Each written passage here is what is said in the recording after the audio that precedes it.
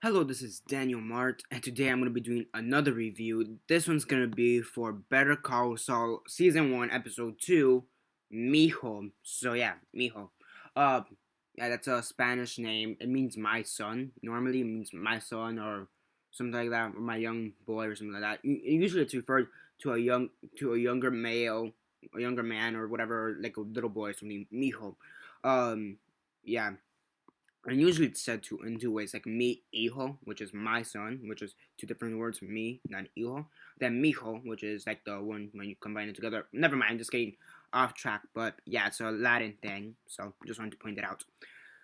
Um, so yeah, episode two today showed it back to back. So episode one was on Sunday right after the Walking Dead. Which, by the way, nobody's watched that review, and I really enjoyed that episode. So go check it out. Whatever. Um, so yeah, and then that episode one was on Sunday, and then episode two was on Monday. So yeah, I watched Gotham, and then I recorded this episode, so I rewatched it later, and I'm gonna review Gotham in a sec afterwards. So yeah, before I begin, though, 10-second spoiler warning as usual for those who have yet to actually watch the episode and haven't already. Stop the video, go check it out, and come back and watch the rest of this review. 10-second spoiler warning as usual, starting now.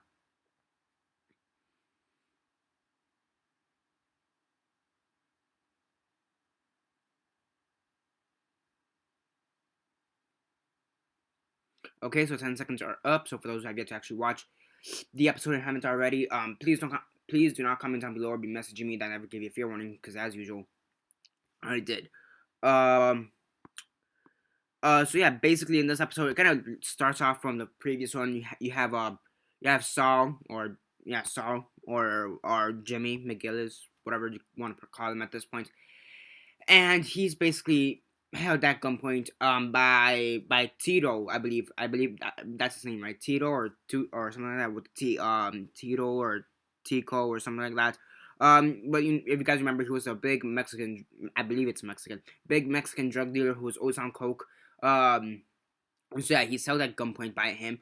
Um, and yeah, I actually didn't realize in the first episode that was him. I actually didn't realize a couple stuff from the first episode. I don't know why. Maybe I just wasn't paying attention, or yeah, or maybe I just didn't remember. But I remembered afterwards. So yeah. Um, so he's held at gunpoint, and basically what he has to do, Saul has to do. I'm just gonna call him Saul because I'm used to that. So basically, what Saul has to do is he has to try to save his life as well as the two skater boys that he was working with. Yeah, and we all know we all know that Saul is gonna live. Which is I know it's not at the fault of the show, but this is more of a pet peeve for me or whenever you want to call it. It's like a pet peeve, or something that just bothers me personally. Again, pet peeve. But every time they show a character in a life or death situation, and you know they're gonna live, that kind of bothers me. Regardless of what it is, it just kind of bothers me. Again, it's not at the fault of the show. It's just a little small pet peeve I have. But aside from that, whatever. So yeah. And for a second, you think Tito or whatever his name was, Tito Tuki, whatever.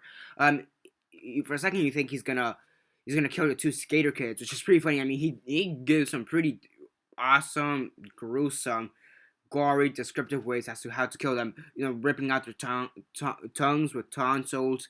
Um, you know, hanging them with iron slicing wire, whatever you want to call it, and then ripping their throats from under. Oh my gosh, I could just imagine. But yeah, at the end, he just breaks their legs really hard, and yeah, I mean that's basically like the first half of the episode, and then the second half of the episode, it kind of changes the pacing, which kind of threw me out. But yeah, after the first half of the episode, I was completely on board. On the second half of the episode, it kind of went weird. It's kind of weird for me because now you have Saul. He's back at the law firm, and there's basically a montage of him, helping people, being a lawyer, and etc. etc. And yeah, and at the end of the episode, one of Tito's henchmen, he I don't believe we saw him in the Breaking Bad show, but aside from that, whatever. So one of Tito's henchmen, he comes and says, I want to work with you on trying to scam some people. He's like, I don't know if I should do that anymore, but let's see what happens. So yeah, and then yeah, and it's also the tall guy, the guy who's in the toolbox, complaining about stickers or just saying you don't have enough stickers. I didn't realize, but that was on Mark, I believe. Right? That's Mike or Mark, right? I believe Mike, Mark, whatever. Yeah, I'm bad with names for some reason when it comes. I don't know why. I'm just kind of bad. Maybe it's bad or just I don't know. Maybe I just haven't watched the show in a long time, the Breaking Bad show, whatever. But I believe it was Mike. Yeah. Um, Sammy, overall, it was a pretty. It was a. I don't think it was as good as the first episode. It was pretty. It was good, but not as great. But not as much as the first episode.